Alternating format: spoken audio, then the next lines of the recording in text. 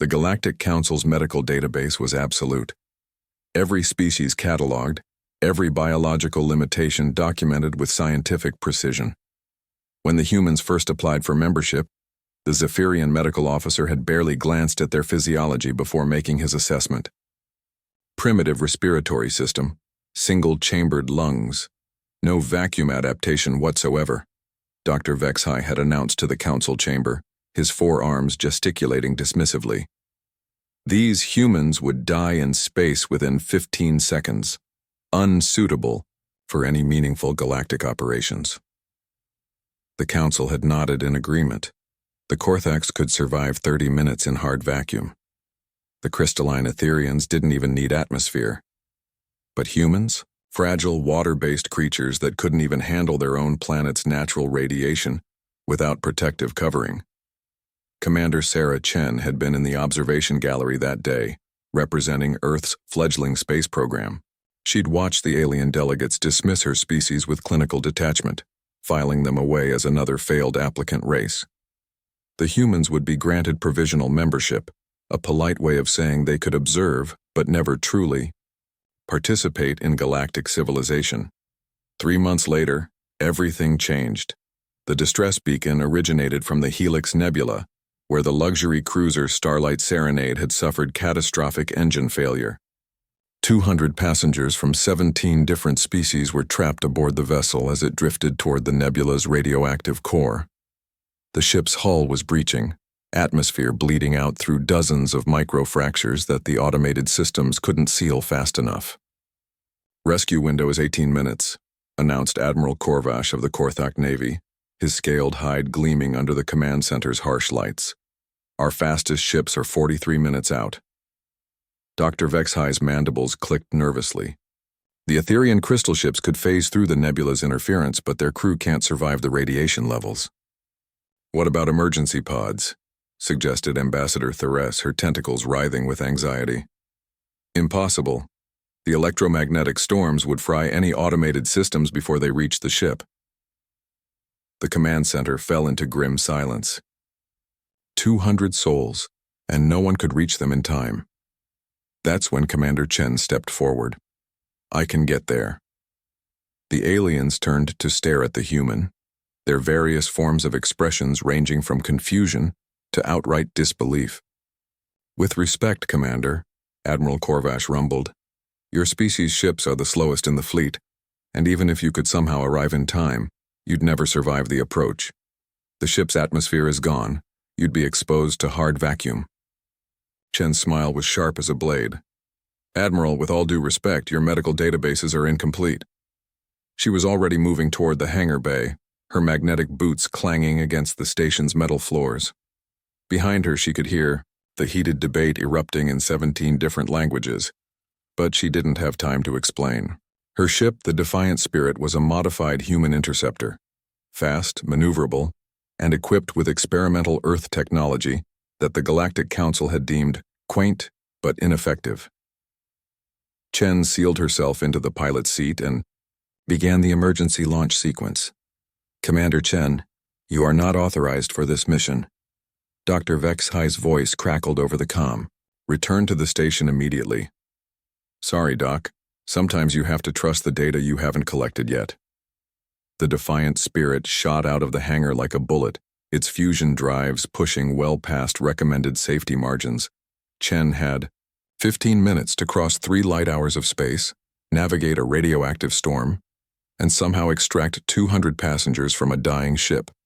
The nebula hit her like a wall of fire. Radiation alarms screamed as the ship's shielding struggled against the cosmic onslaught. But Chen had trained for this, every human pilot had. Earth's early space program had been born in the crucible of solar radiation and cosmic rays, and they'd learned to dance with dangers that would kill most other species outright. The Starlight Serenade appeared on her sensors, a dark hulk tumbling slowly through the radioactive maelstrom. Chen could see the breach points, great tears in the hull where the ship's atmosphere had explosively decompressed. Anyone still alive would be huddled in the few remaining sealed compartments, but those wouldn't last long. She docked with the ship's emergency port, but the airlock systems were dead. The only way in was through the main cargo bay, which was completely exposed to vacuum. Chen began her emergency prep. She hyperventilated for 30 seconds, saturating her blood with oxygen, then expelled all the air from her lungs to prevent embolism.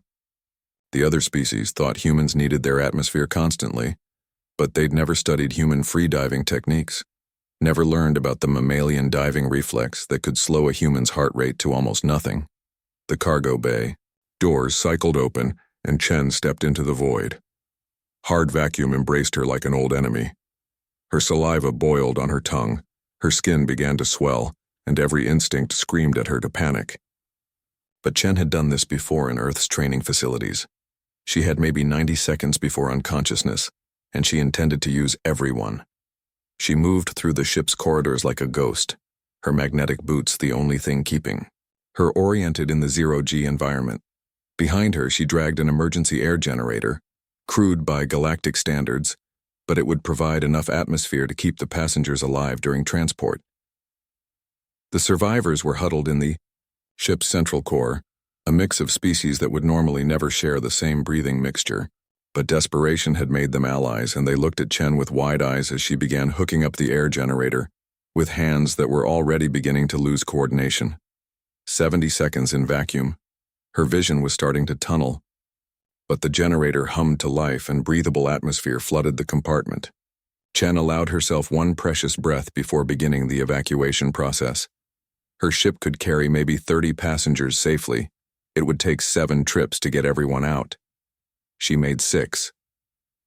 On the 7th trip, with the last group of survivors safely aboard, Chen's body finally betrayed her. The repeated exposure to vacuum had pushed even human physiology past its limits. She collapsed at the controls just as the Starlight Serenade broke apart behind them. When she woke up in the station's medical bay, Dr. Vexhai was standing over her, his forearms holding various medical instruments. "Impossible," he kept muttering. 7 minutes total vacuum exposure. Should be dead. Cellular damage minimal. Impossible. Admiral Korvash stepped into view, his scaled features showing what might have been respect.